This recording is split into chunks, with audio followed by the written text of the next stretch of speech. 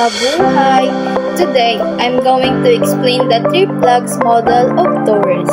Before I explain it to you, I will introduce myself first. By the way, I'm Princess Michaela E. Escolta.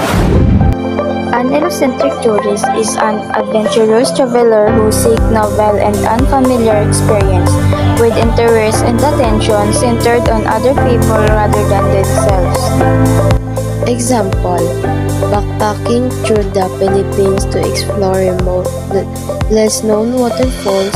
They would likely research and navigate independently, seeking a more authentic and less tourist experience.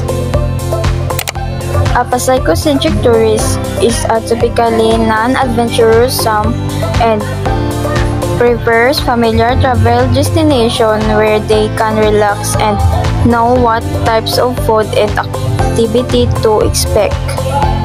Example: visiting a popular activities, staying at a resort in a well-known waterfalls, or taking a road trip to familiar locations.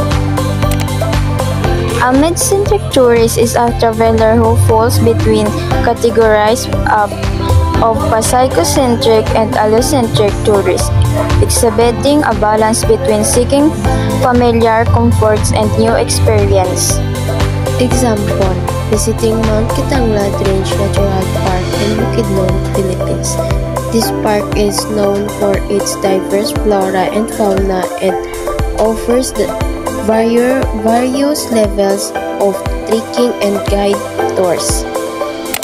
I belong to the psychocentric type because I prefer to focus on my own enjoyment. I like visiting places I already been to because they hold many memories and I want to relive those.